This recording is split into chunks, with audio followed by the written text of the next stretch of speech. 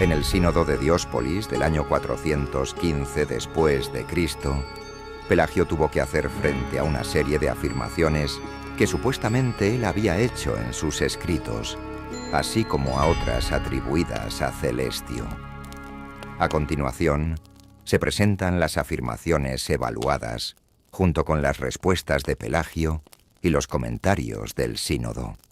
Fuente: Pelagius, a Reluctant Heretic, por B. R. Reis. Un hombre no puede estar libre de pecado, a menos que haya adquirido un conocimiento de la ley. Efectivamente dije esto, pero no en el sentido en que ellos lo entienden. No dije que un hombre que ha adquirido el conocimiento de la ley no puede pecar, sino que el conocimiento de la ley le ayuda a no pecar, como está escrito. Les ha dado una ley para ayuda. Lo que Pelagio ha dicho no es incompatible con la enseñanza de la Iglesia. Todos los hombres están gobernados por su propia voluntad. Esto se dice a causa del libre albedrío, al cual Dios ayuda cuando elige el bien. Pero el hombre cuando peca, es él mismo culpable por causa del libre albedrío. Esto tampoco es incompatible con la enseñanza de la Iglesia. En el día del juicio, los injustos y los pecadores no serán perdonados, sino que serán consumidos en el fuego eterno. Lo he dicho de acuerdo con el Evangelio, en el que se dice de los pecadores: estos irán al castigo eterno, y los justos a la vida eterna. Y si alguien piensa de otro modo, es origenista. Esto tampoco es incompatible con la enseñanza de la Iglesia. El mal no entra en nuestros pensamientos. No lo dije así, sino que el cristiano debe esforzarse por no tener malos pensamientos. Esto, como era debido, lo aprobaron los obispos. El reino fue prometido incluso en el Antiguo Testamento. Esto se puede probar con las Escrituras, pero los herejes lo niegan en menosprecio del Antiguo Testamento.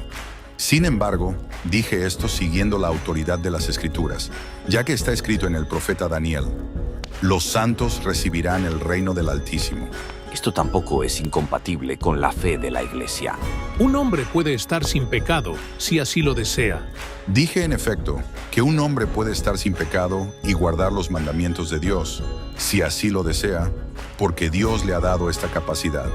Sin embargo, no dije que se pueda encontrar a alguien que no haya pecado nunca desde su infancia hasta su vejez, sino que, habiéndose convertido de sus pecados, puede estar sin pecado por sus propios esfuerzos y por la gracia de Dios, pero ni siquiera por este medio es incapaz de cambiar para el futuro.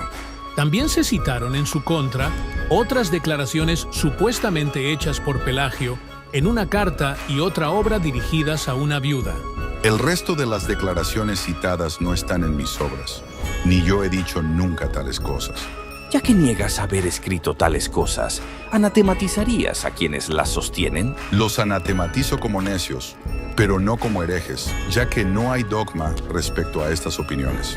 Puesto que Pelagio ha anatematizado ahora con sus propias palabras esta tontería que se ha introducido, respondiendo correctamente que un hombre puede estar sin pecado con la ayuda y la gracia de Dios, que ahora responda a los otros puntos de la acusación. Se citaron entonces afirmaciones que se decía que se habían encontrado en las enseñanzas de Celestio. Adán fue creado mortal y habría muerto tanto si hubiera pecado como si no. El pecado de Adán solo le perjudicó a él mismo y no a la raza humana. La ley nos envía al reino no menos que el Evangelio. Había hombres sin pecado antes de la venida de Cristo. Los recién nacidos están en el mismo estado en que se encontraba Adán antes de su transgresión. Toda la raza humana no muere por la muerte o la transgresión de Adán, ni resucita por la resurrección de Cristo. A continuación, se introdujeron otros puntos en relación con una mención del nombre de Agustín, que le había sido transmitido por hermanos católicos en Sicilia. Un hombre puede estar sin pecado si lo desea. Los infantes tienen vida eterna, incluso si no están bautizados. A los ricos que han sido bautizados, a menos que renuncien a todo, no se les acredita ningún bien que parezca haber hecho ni pueden poseer el reino de Dios. Sobre la afirmación de que el hombre puede estar sin pecado, ya he hablado antes. Sin embargo, sobre la afirmación de que antes de la venida del Señor había hombres sin pecado, también digo que antes de la venida de Cristo, algunos hombres vivían vidas santas y justas según la enseñanza de las Sagradas Escrituras. En cuanto a las demás afirmaciones, ni siquiera por su propio testimonio fueron hechas por mí, y no estoy obligado a satisfacerlas en estos puntos. Sin embargo, para satisfacción del Santo Sínodo, anatematizo a quienes sostienen o han sostenido alguna vez tales opiniones. A estos puntos antedichos, Pelagio, que está presente, nos ha dado una satisfacción adecuada y apropiada, anatematizando a aquellos que no eran suyos. La iglesia aquí no tiene mancha ni arruga. He dicho esto, pero en el sentido de que la iglesia es limpiada por el lavadero de toda mancha y arruga, y que el Señor desea que permanezca así. Luego, se citaron declaraciones de un libro de Celestio, capítulo por capítulo, pero más bien de acuerdo al sentido, que según las palabras mismas, ya que los acusadores no habían podido aducir todas las palabras, hacemos más de lo que se manda en la ley y el Evangelio. Esto lo han tomado como mi declaración, pero lo que dije era coherente con lo que Pablo afirma sobre el tema de la virginidad. No tengo ningún mandamiento del Señor. También esto lo acepta la Iglesia. La gracia y la ayuda de Dios no se dan por acciones individuales, sino que consisten en el libre albedrío o en la ley y la enseñanza. La gracia de Dios se da según nuestros méritos, pues parece injusto si la da a los pecadores. Con estas palabras, según Agustín, dio a entender: por eso la gracia misma ha estado en mi voluntad según he sido digno o indigno de ella. Porque si hacemos todas las cosas por gracia, no somos nosotros los que somos vencidos por el pecado cuando somos vencidos por el pecado, sino la gracia de Dios, que quiso ayudarnos por todos los medios y no pudo hacerlo. Es la gracia de Dios cuando vencemos el pecado. Luego, Él mismo es culpable cuando somos vencidos por el pecado, porque no ha podido o no ha querido protegernos del todo. A quienes dicen que estas son las opiniones de Celestio, les corresponde comprobar si realmente son suyas. Yo, sin embargo, nunca he sostenido tales opiniones y anatematizo a quien las sostiene. El Santo Sínodo acepta esta condena vuestra de estas falsas afirmaciones. Todo hombre es capaz de poseer todas las virtudes y gracias, y esto implica la eliminación de la diversidad de gracias que enseña el apóstol. Lo he dicho, pero ellos han hecho una acusación que es a la vez maliciosa e inepta, pues no elimino la diversidad de gracias, sino que digo que Dios da todas las gracias a quien ha sido digno de recibirlas, así como las otorgó a Pablo. Vuestra interpretación del don de las gracias, que se concentran en el Santo Apóstol, se ajusta a la interpretación de la Iglesia. Los hombres no pueden ser llamados hijos de Dios a menos que hayan sido liberados completamente del pecado. El olvido y la ignorancia no están sujetos al pecado, ya que no ocurren según la voluntad, sino según la necesidad. La voluntad no es libre si necesita la ayuda de Dios, ya que cada uno tiene en su propia voluntad hacer o no hacer algo. Nuestra victoria no viene de la ayuda de Dios, sino del libre albedrío. Agustín añade que él, es decir, Celestio, habría llegado a esta conclusión con las siguientes palabras: la victoria es nuestra, ya que tomamos las armas por nuestra propia voluntad, así como la culpa es nuestra cuando somos vencidos, ya que descuidamos armarnos de nuestra voluntad. Y, continúa Agustín, citó como evidencia del apóstol Pedro: somos participantes de la naturaleza divina, de donde formó esta conclusión, porque si nuestra alma no está sin pecado, entonces Dios también está sujeto al pecado, ya que una parte de él, es decir, nuestra alma, está en deuda con el pecado. El perdón no se da al arrepentido según la gracia y misericordia de Dios, sino según el mérito y los esfuerzos de aquellos que se han hecho dignos de misericordia mediante el arrepentimiento.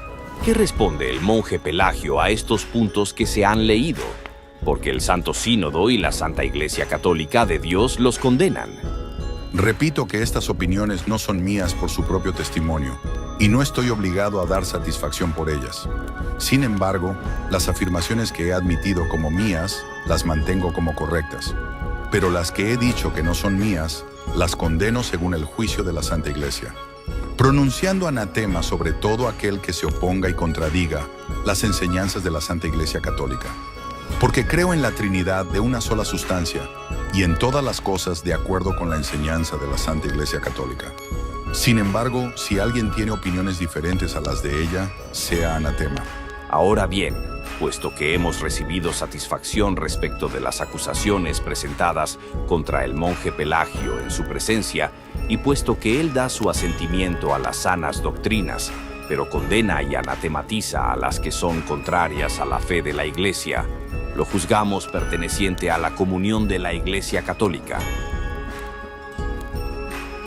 Como vemos, Pelagio fue absuelto por el Sínodo, el cual se basó en sus respuestas a los cargos relacionados a postulados que él admitió haber sido suyos, y también sobre su condena a aquellos postulados que negó haber hecho jamás.